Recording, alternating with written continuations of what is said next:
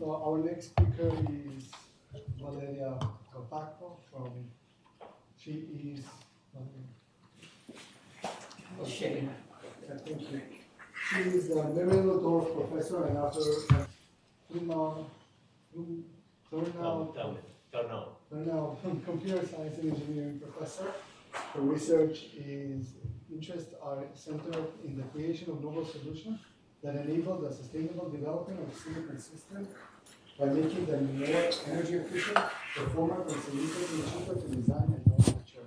Throughout her career, she has worked on algorithmic and heuristic solutions to deliver low-cost and effective functional and formal correctness in the design of complex digital systems, reliability from silicon failures, and protection from hardware security attacks. Most recently, her research focus has been on the design of specialized hardware to accelerate key future applications, ranging from map-reduce applications to graph-based application and the explainable artificial intelligence kernels, the operating framework spanning both server and server-edge distributed computation. Her work on hardware security has gained focus in augmenting her solutions with data privacy guarantees. Thank you. That's a long way to say I do design hardware. And you can unmute so we can record your. Oh, this is not catching. I think I'm going to have a... I will unmute, but I think it's going to be a problem. How about this? No, that's fine. Okay. Okay, good afternoon, everyone. Some of the things I will discuss are how to actually get interpretability out of a model, which may help with the discussion we just had. So let me give you a little bit of a perspective of AI from a hardware viewpoint. So I'm going to start really high level. Every major computer revolution came out of the convergence of three pieces. The applications were ready, the data was there, and the hardware solution became available. So the first example here is the Jacquard loom, which appeared in the 1800s. It was the first loom that was programmable with punch cards and could make very complex patterns, which upset the hand weavers of the time, who in France were wearing a type of shoes called sabots. And from there, the name sabotage came because these people got so upset that they would throw their shoes at the loom to break it. So that was like a revolution that happened because textiles were popular, people needed them, there were the demand for more complex designs, and somebody had an idea to do something programmable. In the 40s, defense applications that the government was pursuing, data from military experiences. You did it, yeah. Created, gave birth to one of the most complex computer of the time called the ENIAC. We have a piece of it here in our college. That's why I could stand in front of it, is because it's in my building. And then for those of you who were around, in the early 80s, when the PC was appearing, a tool called Lotus 123, which is like the precursor of Excel spreadsheets, was made available. And that was the first time people could capture business data with a computer. And this considered one of the key aspects that made the personal computer popular at the time. And so we come to the most recent revolution that we know. The algorithms for AI have been around since the 80s. The data, though, starts skyrocketing in the past decade, 15 years, when storage became much bigger, sensor became much more widespread. And so the availability of data that needed to be interpreted grew exponentially. And then we start seeing the availability of specialized system hardware that was particularly good to manage and evaluate all this data. So this is a plot of the complexity of neural network models since the early 2000s. The LeNet model was available since the mid-80s. And people were running these AI models or neural network models on CPUs. They kind of were stuck there for quite a long time until an individual, the one who created AlexNet in 2011, figured out that they could run those models on GPUs and get much better performance. And that allowed them to actually run AI models on much more complex type of models. By the way, in doing that, not only was able to handle more complex model, but also got a big boost of 15 to 20% in accuracy. So it was a win-win across the board. And so we saw a few years where GPU were the platform of choice for any type of neural network, and we see a big boost. That's a logarithmic scale, by the way, so a big boost on the complexity of the models that people could handle.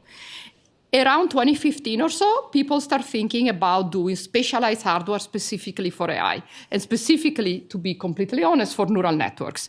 And there we saw a skyrocketing explosion of complexity, right? So here we see models that were doing image classification, recommendation system, natural language processing model, and then the first few LLMs. And you can see that in a span of 10 years, we went from a few million parameters to trillions of parameters. The Llama 3.2 that came out last month is it's 1.8 trillion parameters.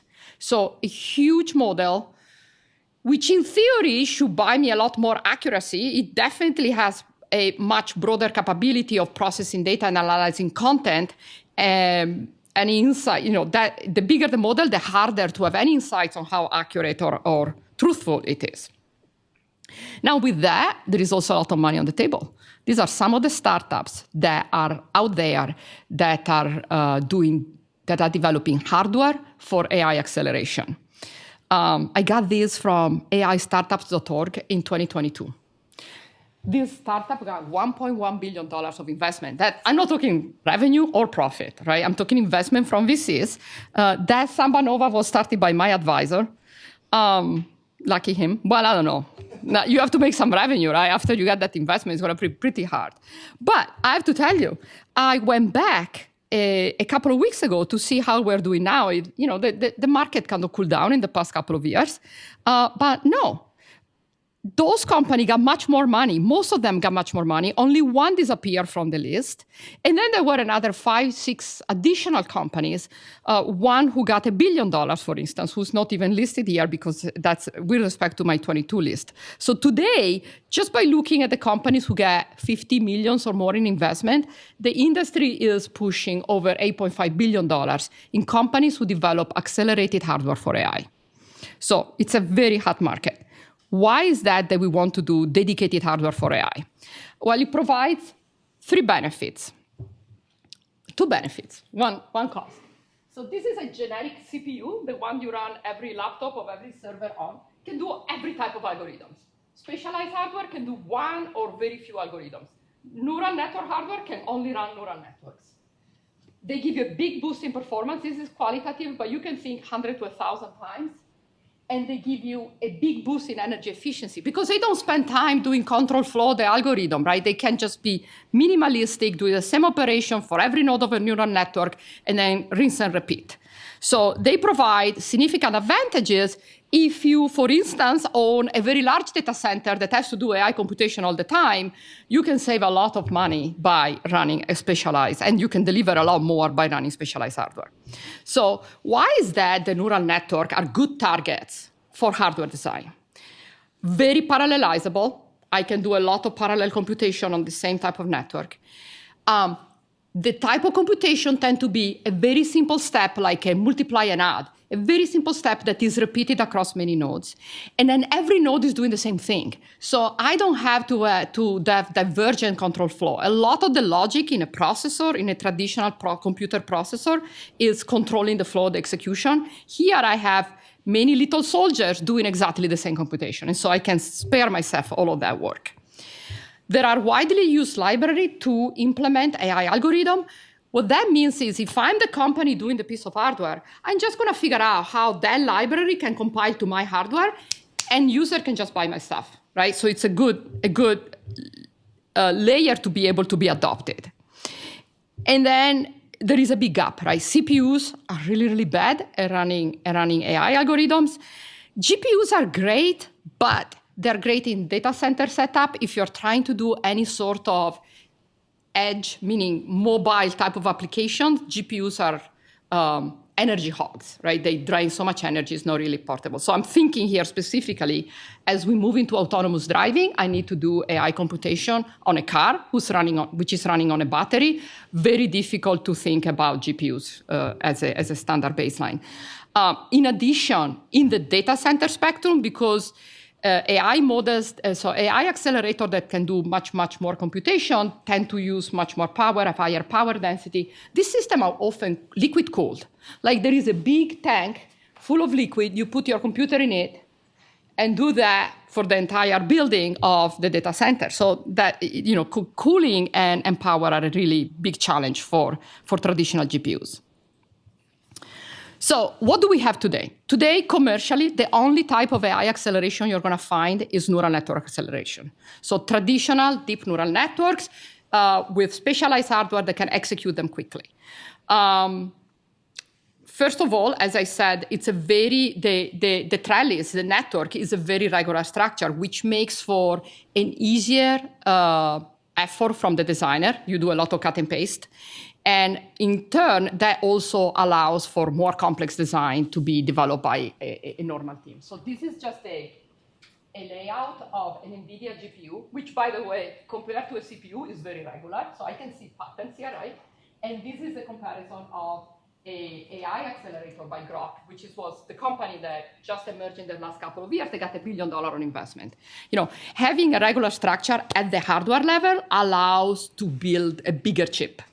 It's not the only factor that allows you to build a bigger chip, but it's actually a key driver because the headaches that your design team have to have are smaller.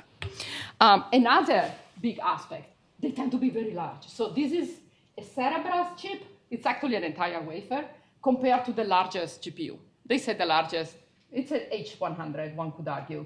But this is an 80 billion transistor. GPUs are pretty big. This is a 4 trillion transistor chip. They can do just AI neural networks. So great. That world is going to keep growing. As you can tell from the investment, all those companies are going to have to deliver or fold. So we expect in the next few years, even more complex AI chip, all centered on neural networks, all with tricks to move the data up more efficiently, to do that computation more efficiently, and much, much bigger chips. However, there are some limitations, and he highlighted some of them. It's hard on a neural network to represent relationship compactly. Like in an AI chip that does neural networks, the structure of the network is fixed. It's fixed in hardware. You're not going to change that.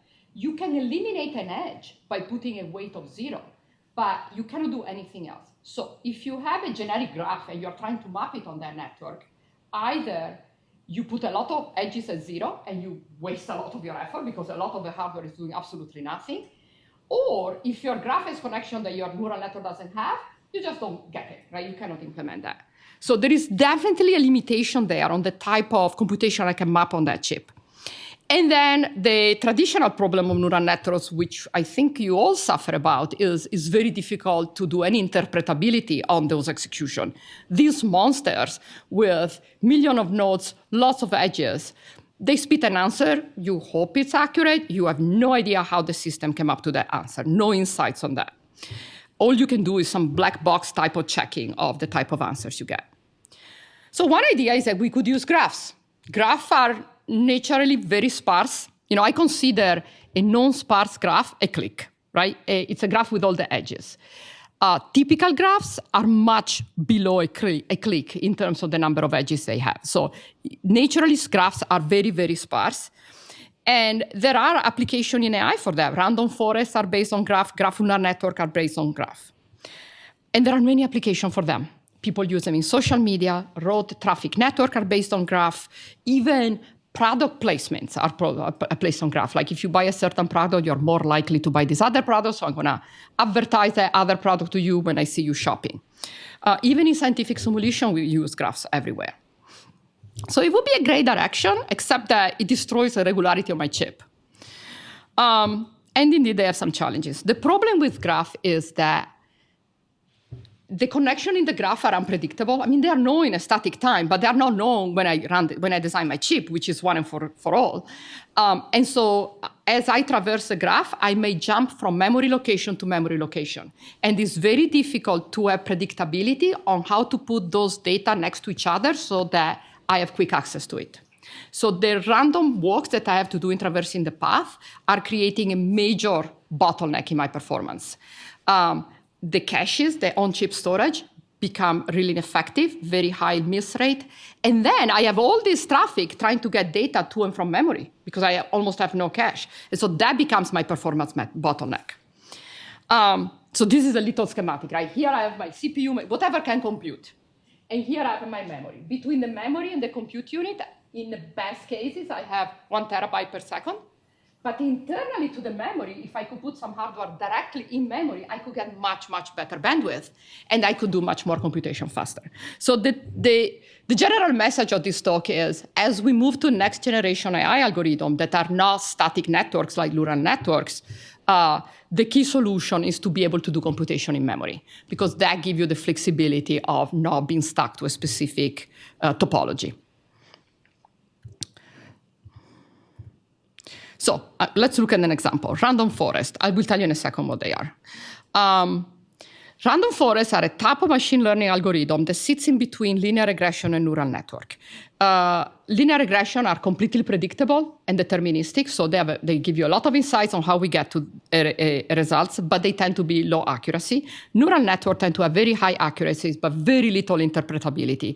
And in the middle are random forests, which are very accurate, almost as much as neural network, but they're also amenable to interpretability. A random forest, as the name suggests, is simply a collection of trees. Every tree takes a piece of data that I'm trying to classify or to do inference on, and sift the data through the tree, where every node takes a feature and the value. Say, is the income bigger than 60K? I had a person who was making 75K a year. So the answer is yes, I go down the branch for yes. Eventually, I get to the leaves that say yes or no, and then I take my majority vote among all the trees in the forest, and that tells me if I'm approved for a loan or not.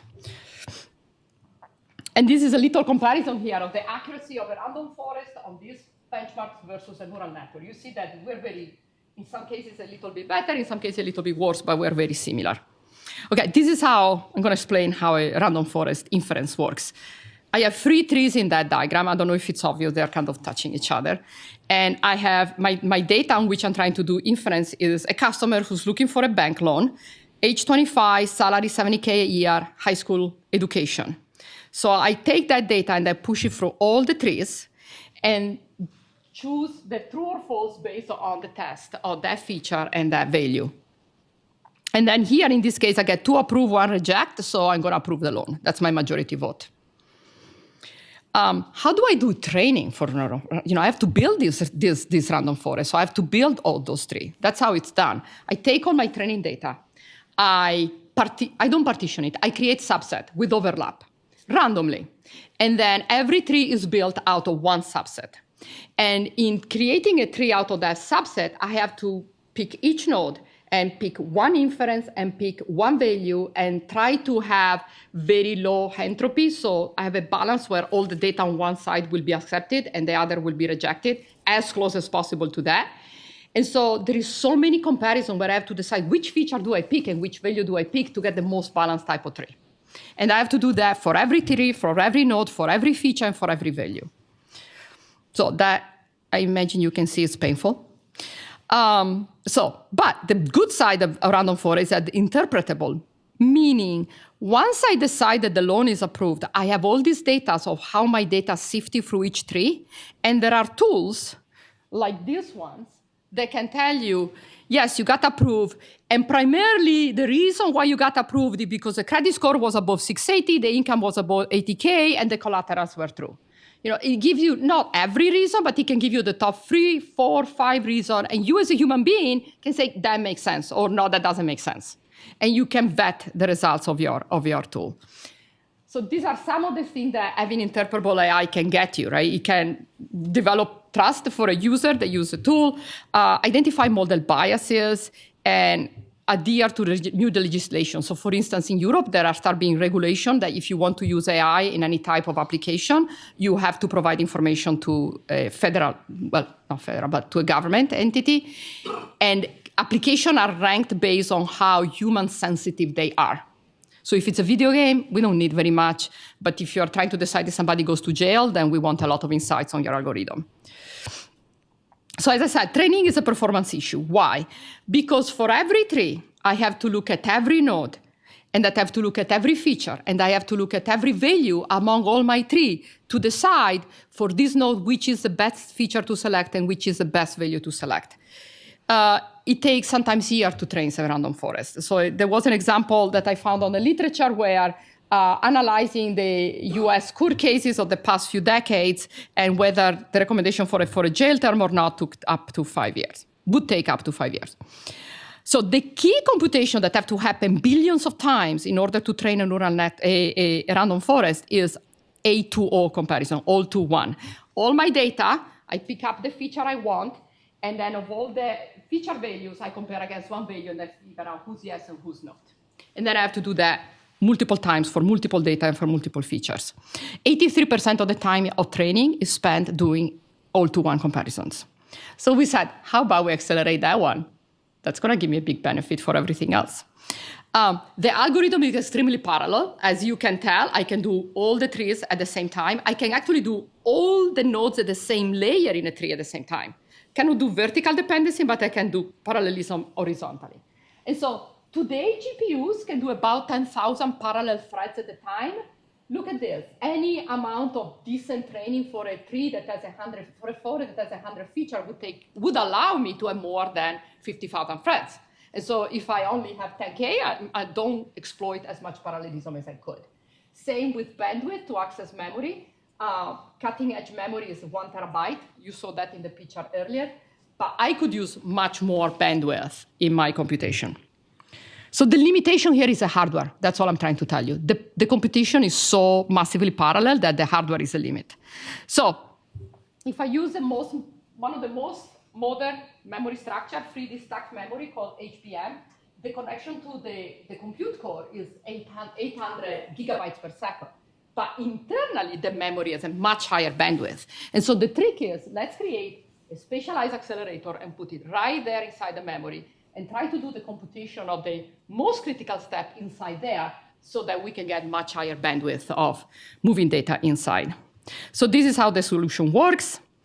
The host, the compute unit, send the command to the memory, to my little thing inside the memory, which then move the data into the raw buffer, loads the specific value we're checking or the specific feature we're looking at, does all the comparison, those are all comparators, and then we get 2-bit results, bigger, smaller, bigger or equal. And then the results come back and is written back into the memory, which then can be loaded into the host, and we can reach up to 2 trillion comparisons per second with this performance. So key results, we got a performance boost of 27 times over traditional processor and memory, but also about 3 times more than having a massive CPU, GPU working with memory. Again, it doesn't even matter if I'm a CPU or a GPU. I just need parallelism and lots of memory. If the host was not so bottlenecking the number of parallel threads, I could go up to 50 times faster. Major shrink to the memory communication to the compute unit, very tiny area and very little energy usage. And the trend is that the bigger my model, the more gain I can get. Kind of intuitive. Now, I did training. Now I got my random forest. A lot of people would like to do any recommendation and inference using this. So how do we do that? Well, it's kind of I don't want to say it's a similar idea. It's a similar principle. Put something in memory that does your computation. However, when I'm doing my inference, I have to go down every tree. So the key is to have batches. Instead of trying to make decision on one piece of data, I do 1,000 pieces of data at a time. Those guys start splitting up because some go in one direction in the tree and some in the other direction. So when I get to the leaf, here I have a lot of computation and a lot of comparison that I have to throw away right away. So the result is that if you just do it blindly, you're going to do a lot of waste of computation that nobody uses. So the trick here that we identified was to start compacting that data as we start thinning out down in the tree. The idea is to have a special block inside the memory. And again, we can see a significant performance boost over traditional CPU. I'm almost done. 2 slides. And then the next generation, which is even more complicated, is graph neural networks. Graph neural networks are algorithms that use the input graph to determine what's a network you're computing on. So this is an example of a road traffic network. I take that node, and I have all my vertices at every layer, and I activate the connection of the real graph. So here, node M is connected to L, N, and O. So here you see L, N, and O connected to N. And every layer of my neural network is based on the input graph.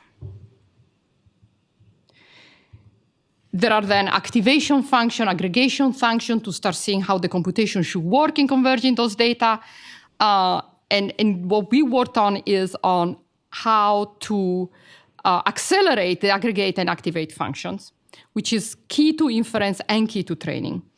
And again, as you probably imagine, we could get our 10x. By the way, nobody would design a chip unless you get at least a 10x improvement, right? It's just so much effort, so much risk, that if you don't get at least a 10x in performance improvement, you don't get started. Nobody will give you money. So that's kind of what tells me, like, is this publishable? It has to be at least 10x. 50 would be good.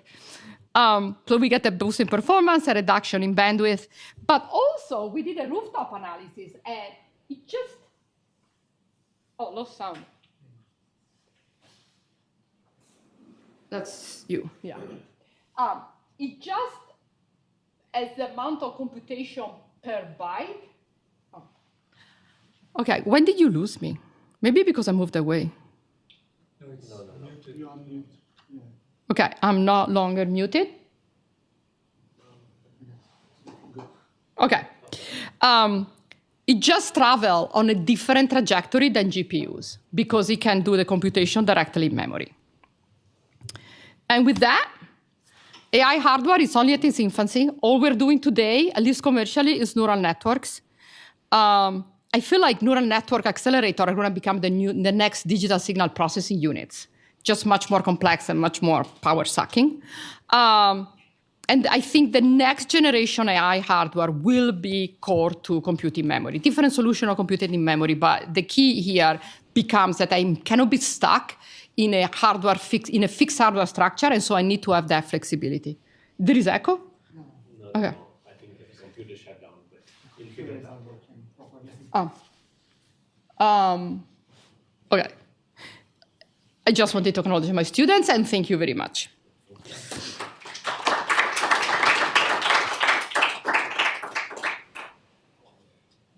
Any questions? So if you had a different AI architecture, you would build a different accelerator. For each one, there will be a different accelerator. OK. When you say AI architecture, mean different algorithm or different neural network model? Different neural network model. No, you can manage that by putting the proper weights in the edges.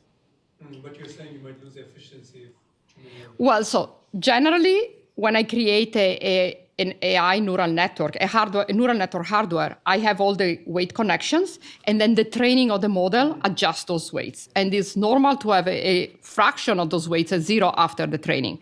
What I was saying is that if I try to use a AI hardware to map a graph, 99% would be 0, and then I start losing efficiency.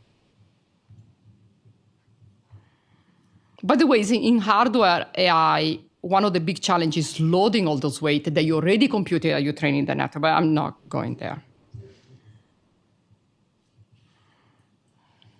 So I have two parts to the question. Like first, you showed acceleration, but on MNIST, there was not so much. I think it was slide 18 or so.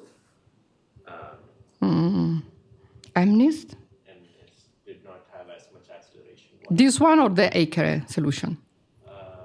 I think you were looking. Yeah. Yeah, it's covered, but MNIST didn't get much. So the first part of the question is why.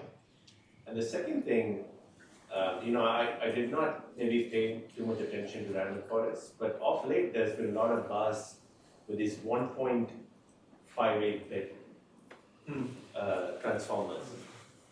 It's basically +1, 0, and -1. Those are all the weights. Oh, simplified. Yeah, so the weights are much more compact. I know. So that almost feels to me like I think you can tie analogies to it. So I think that if you restrict the number of bits for the weights, you get simplification of the weights and the weight loading, and you can attain the same accuracy if you have a much more complex neural network. Right, so you pay the price in that, but the neural network is fixed. So I think, and then think about your multipliers become super simple. So you gain a lot into that just by having many more wires. Why MNIST is not performing as well as the other, which again, we could argue on whether it's not performing as well, but I don't know. I would have to look back into the discussion on this. Yeah, so it showed, anyway, so I'm sure there are the ways in which that, but yeah, I think these low-bit transformers, they seem to be at least... From a hardware viewpoint, they're much easier to design. I know, so maybe there is some new opportunities. Other questions? Yes. So in reference to graph neural networks, are there any software solutions that can optimize your embedding of graph into your hardware that can optimize for the memory exchange? So I can tell you, I used to run a research center, and one of my PI was a faculty from UW Seattle.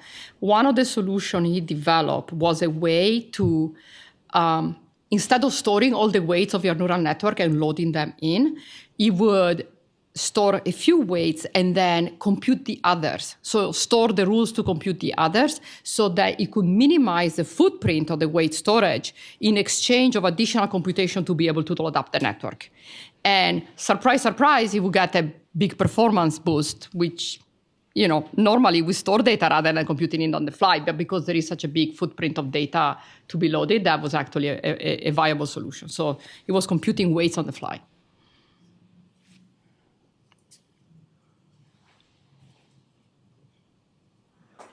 Good. Thank the speakers one more time.